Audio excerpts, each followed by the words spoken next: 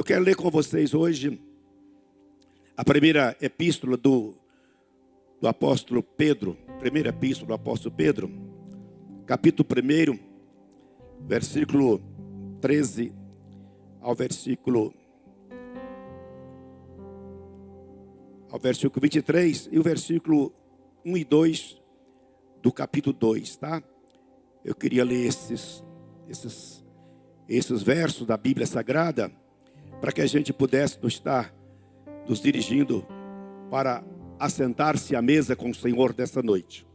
Assentar-se à mesa com o Senhor desta noite. Vamos lá. Vamos ler lá. 1 de Pedro, capítulo 13. 1 de Pedro, capítulo 13 em diante. Isso. Por favor, leia comigo para que a gente esteja aí inteirados, bem integrados aí, bem participativos, né? Do que a gente vai falar.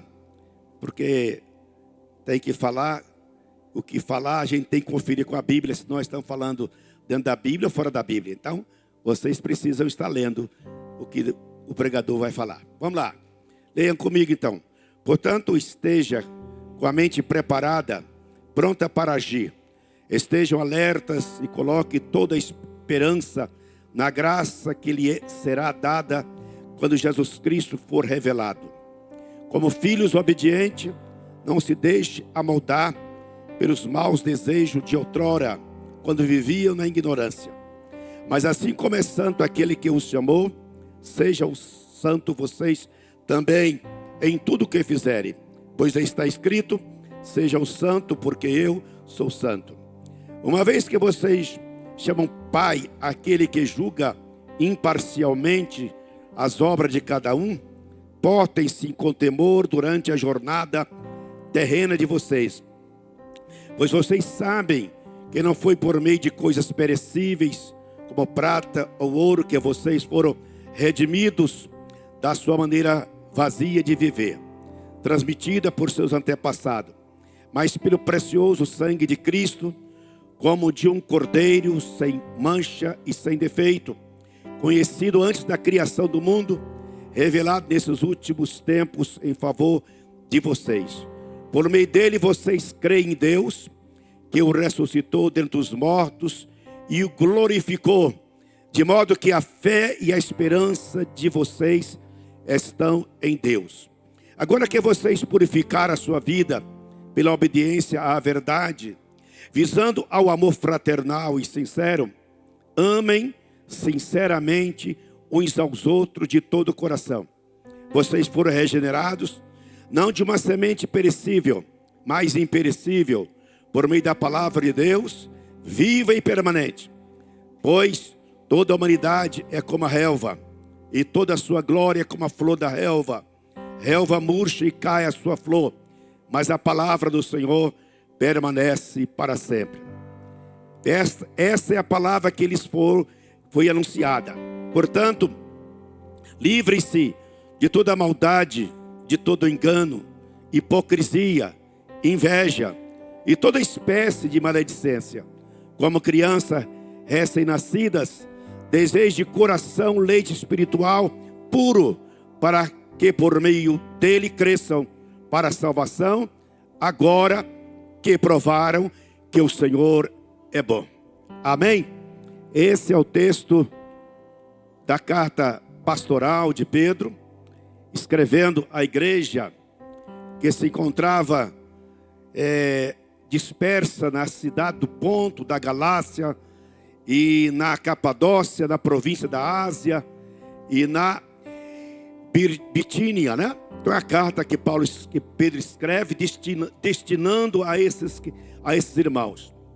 Eu gosto muito das cartas pastorais, porque as cartas pastorais, foi escrita por quem compreende o que é igreja, compreende o que é a relação pastor e ovelha, compreende a necessidade real de cada crente em particular. Então as cartas paulinas, as cartas de Pedro, elas são cartas exortativas, são cartas edificantes, são cartas consolativas, mas elas tratam exatamente da necessidade de cada um de nós. Então, são cartas que nunca ficam cansadas, velhas, ficam superadas. Está sempre atualizada, sempre contextualizada, sempre importante para mim e para você. Então, nós temos aqui nessa primeira carta, o apóstolo Pedro fazendo a introdução da carta.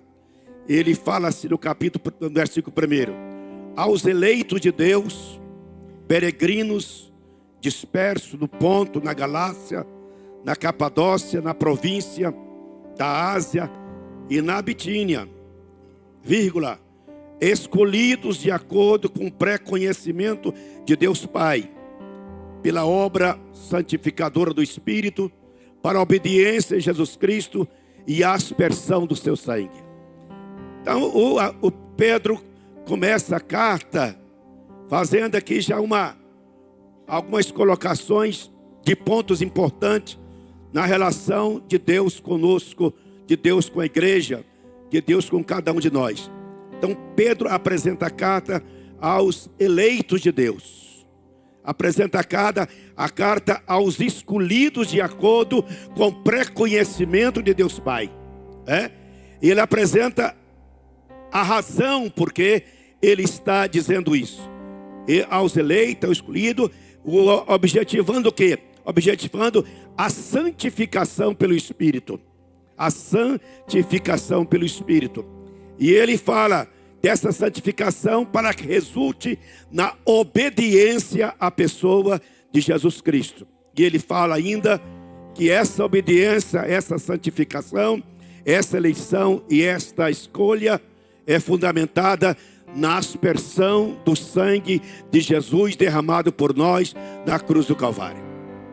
Muito bem. Pedro escreve essa carta, e nessa carta ele pontua para a gente o mesmo assunto no capítulo 1 da segunda carta, versículo 10 e 11, ele querendo encerrar a sua carta. Ele fala assim: portanto, os irmãos, empenham-se ainda mais para consolidar a chamada e a eleição de vocês. Em outra versão, faça forte cada dia mais a eleição e a chamada de vocês.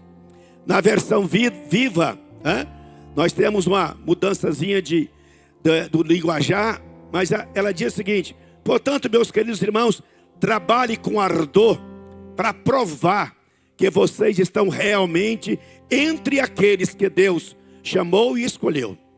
Assim vocês nunca perderão a firmeza e nunca abandonarão a fé.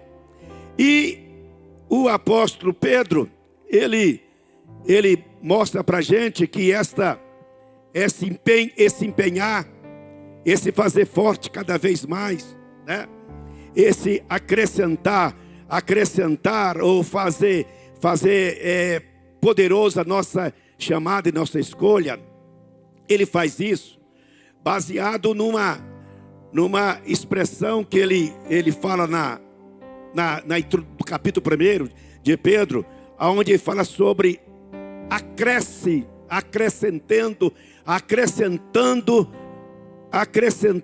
a nós algumas qualidades.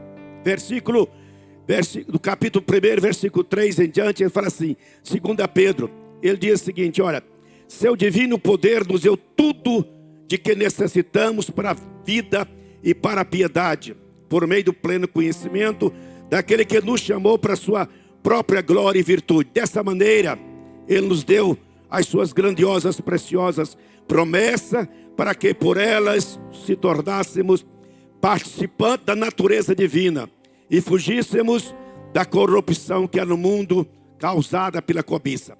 Versículo 5: por isso empenham-se para acrescentar, empenham-se para estar colocando, impregnando a vossa fé, a virtude, na virtude o conhecimento, no conhecimento domínio próprio, ao domínio próprio a perseverança a piedade, a piedade a fraternidade o amor.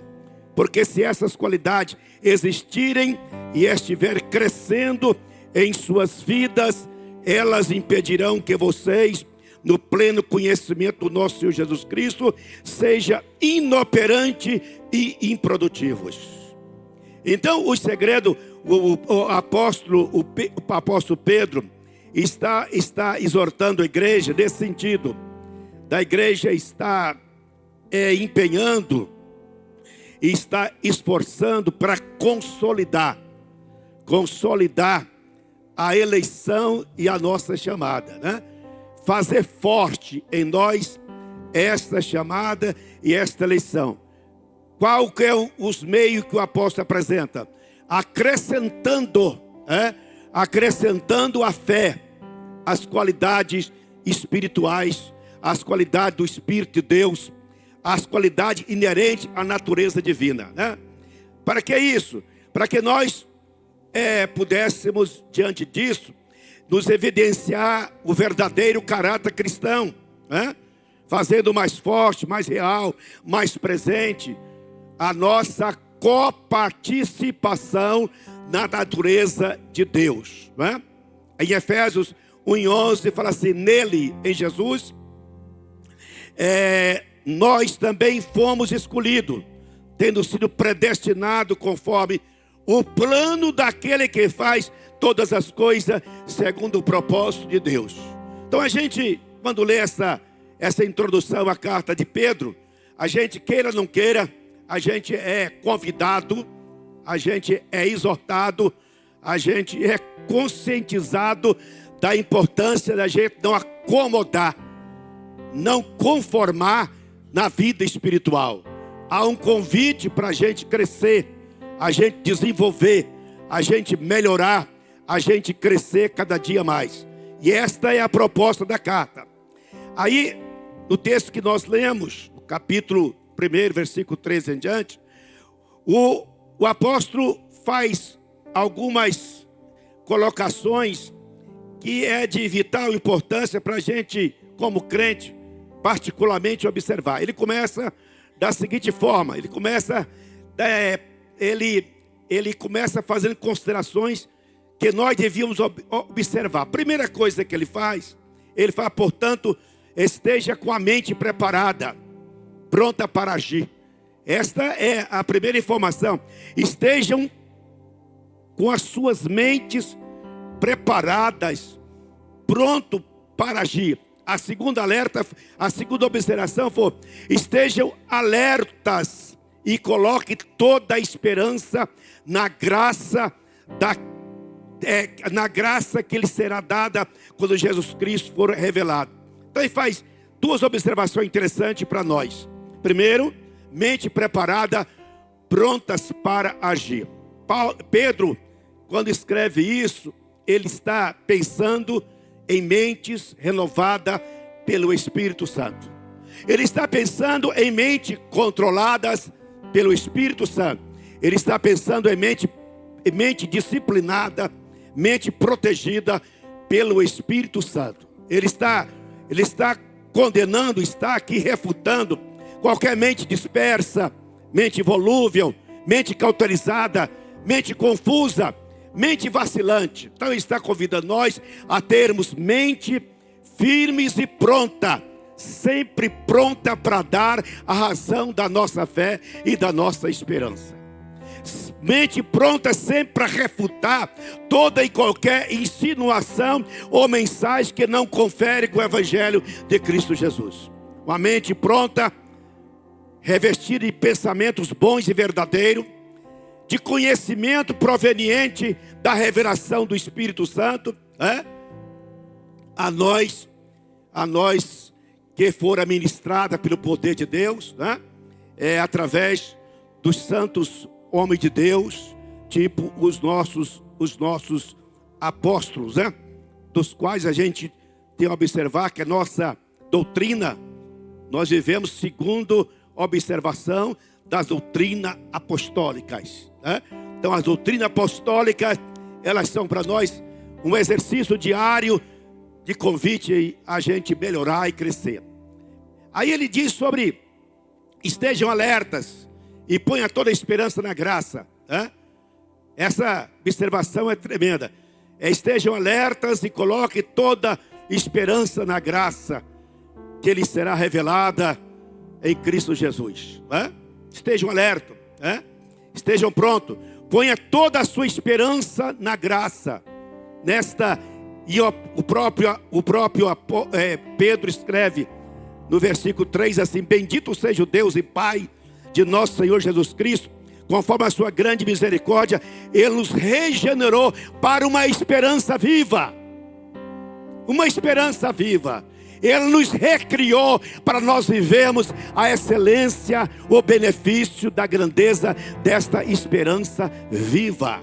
A minha esperança e a sua esperança é uma esperança viva. Ela não morre, não acaba, não extermina, mas ela nos sustenta, ela nos preserva, ela nos fortalece, ela nos salva, ela nos faz contente e nos torna abençoado debaixo da presença do Senhor Jesus. Aleluia! Esperança viva é o que você tem em Cristo Jesus. Não abre mão disso, irmão. Não abre mão disso. Aí o apóstolo Pedro, continuando, ele faz observação: como filhos obedientes, não se deixam amoldar pelos maus desejos de outrora. Ele fala assim: como filhos obedientes, não se deixem amoldar pelos maus desejos de outrora. Então a nossa eleição, nossa chamada, a nossa escolha, nós somos escolhidos para sermos agraciados com a chamada regeneração, Fomos recriados, tornamos nova criatura. Como nova criatura, nós passamos a ser filhos de Deus, a ser filhos, não vivemos mais na ignorância do pecado.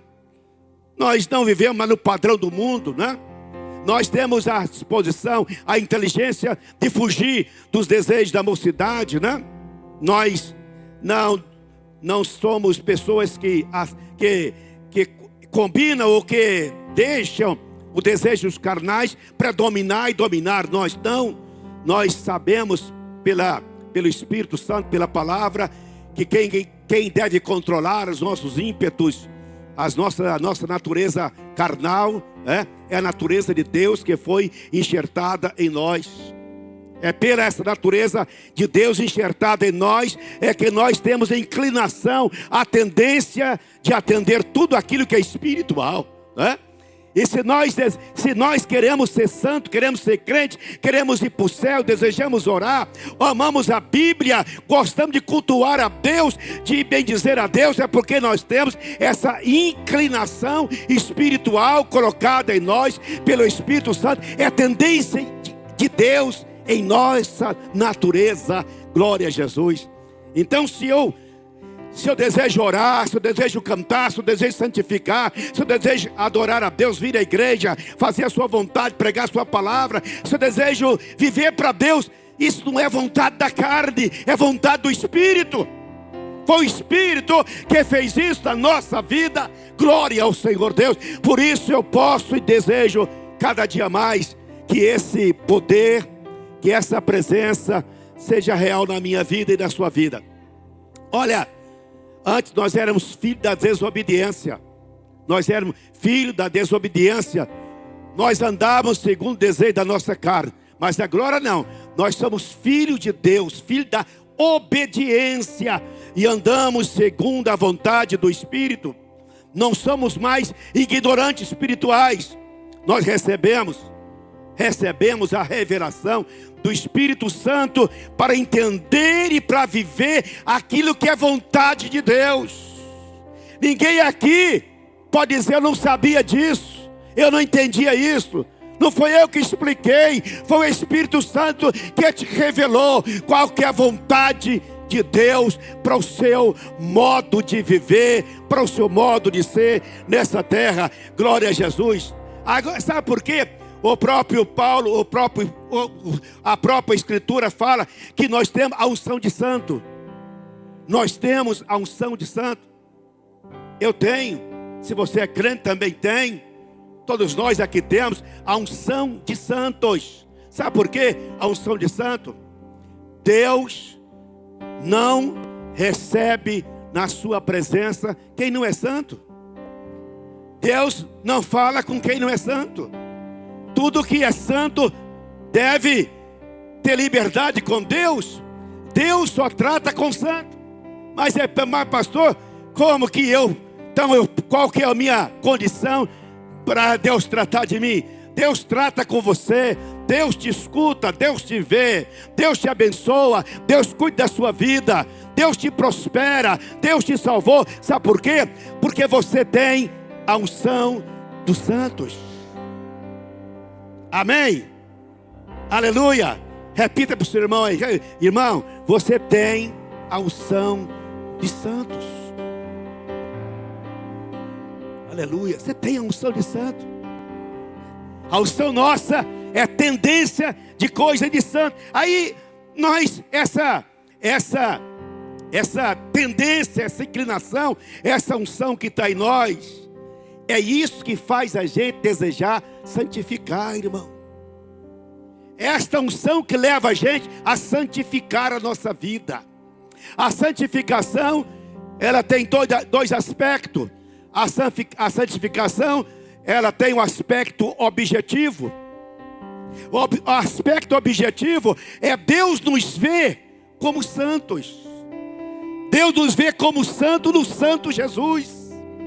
Deus nos vê santo quando nós estamos em Cristo Jesus, porque Jesus é santo e nós nele também somos santos. Glória a Jesus.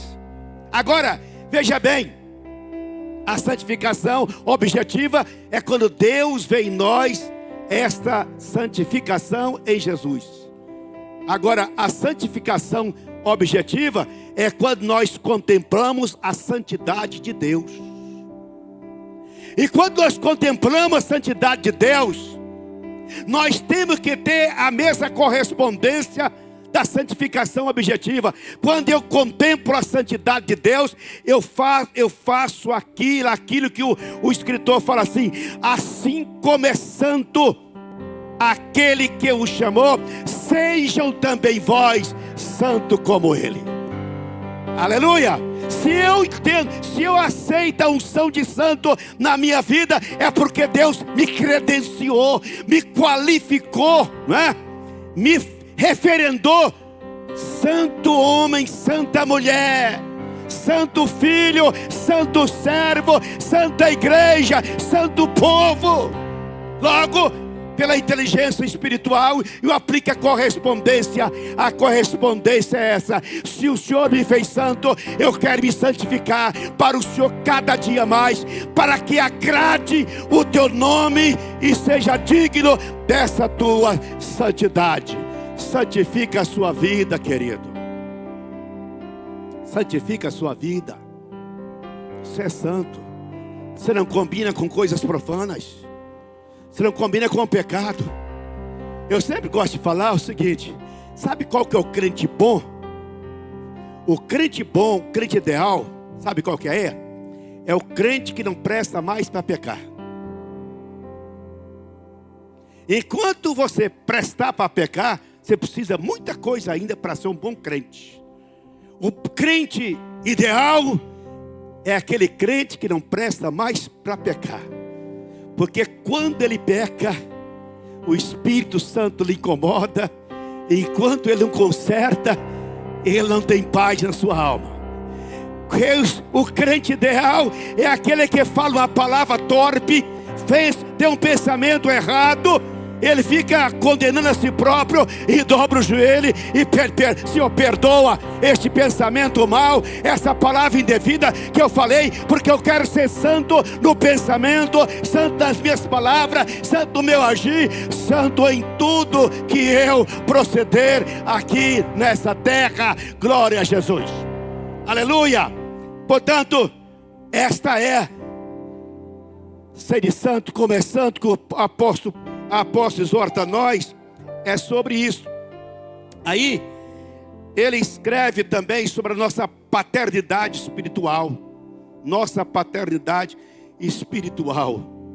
Ele fala sobre desta paternidade que nos fora transmitida através da nossa regeneração pelo Espírito Santo.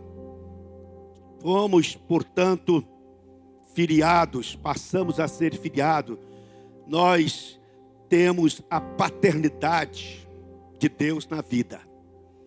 A paternidade natural, a paternidade pessoal sua, do seu pai carnal, ela transmitiu para você tendências, né? Tem gente que vê assim a pessoa, você é filho fulano? Sou, mas você parece demais. Você é a cara do seu pai, né? Tem algumas pessoas que às vezes não têm aparência de pronto, mas ele tem o andado igual ao pai, ou tem a cabeça igual ao pai, a boca igual ao pai, o nariz igual ao pai, até os trejeitos do pai, né? Você é filho fulano, rapaz, o seu cabelo, o seu olho, a sua boca, é a boca do seu pai. É isso que Deus quer, a paternidade nossa. As pessoas olham para a gente, o senhor é crente, você é filho de Deus, rapaz, você é diferente, você parece com um santo, você parece com pessoas que têm algo diferente da sua vida. Você é uma pessoa diferenciada. Sabe por quê? É a paternidade de Deus em nós. A filiação divina tem que evidenciar em nosso modo de ser. Glória a Jesus. Então, a gente tem o DNA de Deus. A gente tem na nossa natureza o DNA de Deus. A Bíblia até recomenda: sejam imitadores de Deus. Como imitar Deus? Como imitar Deus, pastor? Imitamos Deus quando deixamos toda a inclinação e tendência nossa, nos conduzimos para aquilo que agrada o nome dEle, que agrada a pessoa dEle. Então nós somos filhos da nova aliança. Nós participamos da natureza de Deus. Somos herdeiros dos direitos celestiais em Cristo Jesus. Aí o escritor, o apóstolo termina assim: portanto, portem com temor durante a nossa jornada terrena. Portem com temor a vossa jornada terrena. A nossa jornada terrena é o tempo da nossa peregrinação aqui na terra, não é? Eu já tenho um pouco mais de uns 60, quase 60 anos peregrinando. Estou caminhando a jornada terrena. A gente vai aprendendo dia a dia como melhorar com Deus, como servir a Deus. Aí o escritor, ele fala bem claro: portem com temor.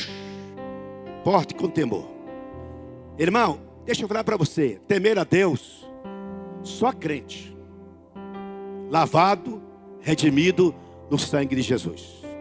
Só crente. Temer a Deus é para quem tem a natureza de Deus dentro dele.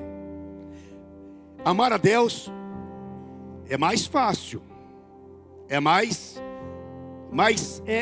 simples, é mais definido. Amar a Deus, ninguém vai falar que odeia a Deus. Qualquer pessoa, eu amo a Deus, e até faz coisas maravilhosas, boas, agradáveis ao Senhor Deus. Mas temer a Deus é diferente. Temer a Deus é diferente. Só crente consegue temer a Deus. Sabe por que nós tememos a Deus? Porque nós temos motivos e razões para temer a Deus. Temos motivos e razões para temer a Deus. E o escritor faz questão de apresentar para a gente essas razões e essas motivações que nos levam a ter a inteligência e a prontidão de temer a Deus. A diferença de amor, de amar como temer é o seguinte: temer é não fazer, e amar é fazer. Então temer é não fazer aquilo que Deus não agrada. É difícil. Só consegue não fazer aquilo que a carne quer se o Espírito Santo dominar os nossos desejos e a nossa inclinação. Temer a Deus, portanto, é não fazer aquilo que Deus não concorda, aquilo que Deus não abona, aquilo que Deus não permite, aquilo que Deus não aceita, aquilo que contraria a natureza de um Deus santo, de um Deus verdadeiro, de um Deus justo, de um Deus maravilhoso.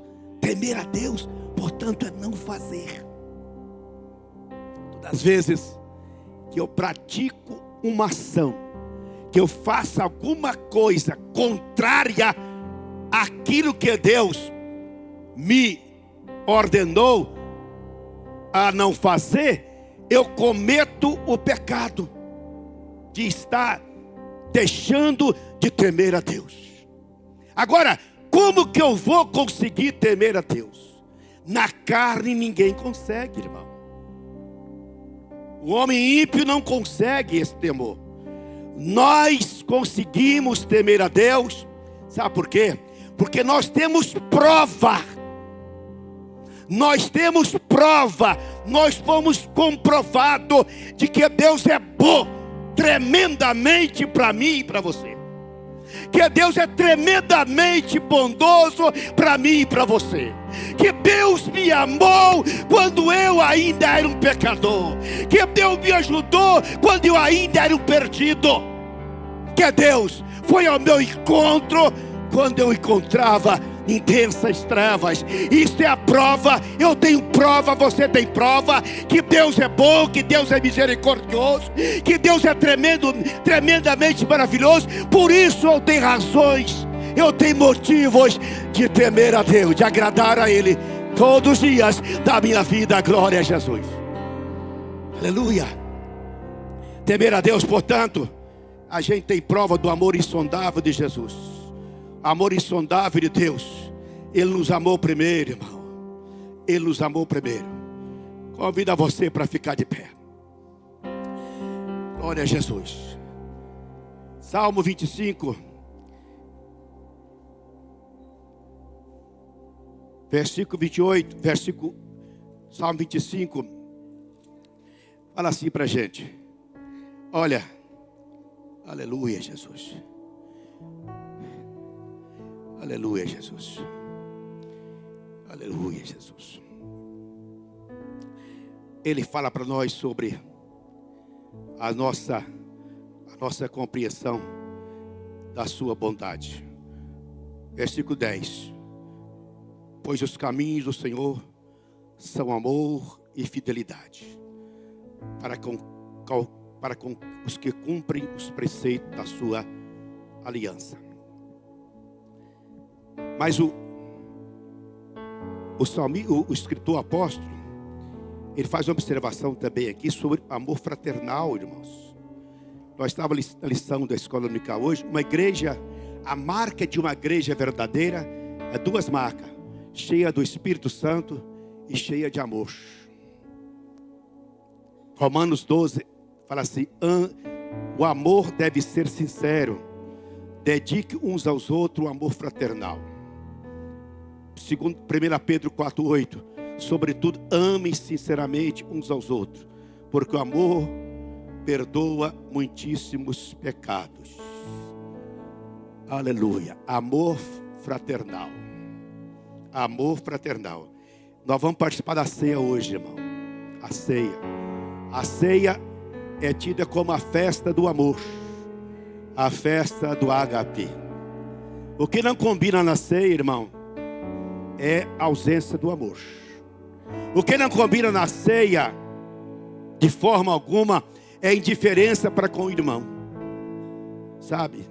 O que não combina na ceia de forma nenhuma é falta de unidade um com o outro. Eu não sei se você que está aqui, você, por acaso, seu coração tem alguma mágoa, algum ressentimento contra alguém. Contra alguém. Eu quero aqui, particularmente aqui, de vez em quando a gente é imprudente, marido. A gente às vezes faz coisas que da natureza da carne da gente. E essas coisas da natureza da carne, a gente estraga a gente, né? Às vezes aí faz isso, a gente tem uma forma de fazer assim: Deus, ajuda, Senhor Jesus. Eu pedi perdão para o meu irmão, que eu ofendi ele, que eu contrariei ele por alguma coisa, que eu entristeci ele por alguma coisa. Pai, perdoa-me. E vai aquele irmão, pede perdão, pede perdão. Ceia é perdão, é celebração do perdão, é celebração da fraternidade, é celebração da comunhão, é celebração da unidade em Cristo Jesus. Aleluia. Ceia a gente tem que celebrar um coração livre de todo ressentimento e amargura. Glória a Jesus. Sabe por que nós precisamos perdoar um ao outro? A base fundamental, porque eu preciso perdoar, André. O fundamento que eu preciso perdoar não é porque eu sou bom, não. Não é porque eu sou humilde, não. Eu preciso perdoar porque Jesus me perdoou. Viu, Asmi? Todo sentimento que você porventura tem, de quem quer que seja, minha filha, tá? De quem te fez mal, no seu coração, perdoa, porque Jesus te perdoou. Jesus te perdoou de todos os seus pecados, e os seus pecados ele jogou no mar do esquecimento, para nunca mais ser lembrado, para que você desfrutasse de uma comunhão perfeita e plena na presença gloriosa dele. Aleluia. Você tem ou não tem prova que Deus é bom? Sim ou não? Alguém tem coragem de contestar isso? Alguém tem coragem de contestar a bondade, a misericórdia, o amor, a perfeição de Deus na sua vida? Se você tem prova disso, você pode fazer essa oração: Senhor, ajude-me a te temer ainda mais. Ajude-me, Senhor, a te temer ainda mais. A te temer ainda mais. Porque quanto mais nós tememos a Deus, mais nós aprendemos e vivemos o glorioso efeito do seu amor em nossa vida. Aleluia. Eu quero que você esteja com o seu coração aberto, com seus olhos fechados, para uma palavra de oração, de introdução a esta ceia nesta noite. De introdução à ceia nesta noite. Sabe, preste bem atenção. A vontade de Deus é que você, portanto, nessa noite, acrescente um pouco mais do Espírito de Deus na sua vida. Ah, pastor, eu sou paciente. Então acrescenta na sua paciência a perseverança. Ah, eu sou perseverante. Então acrescenta a sua perseverança o amor fraternal. Ah, eu tenho amor fraternal. Então acrescenta o amor ágape na sua vida. Mas acrescente nessa ceia, nesse dia, alguma coisa da parte do Senhor Deus na sua vida. E Ele deseja, e Ele quer, e Ele pode fazer isso na sua vida no dia de hoje. Vamos orar?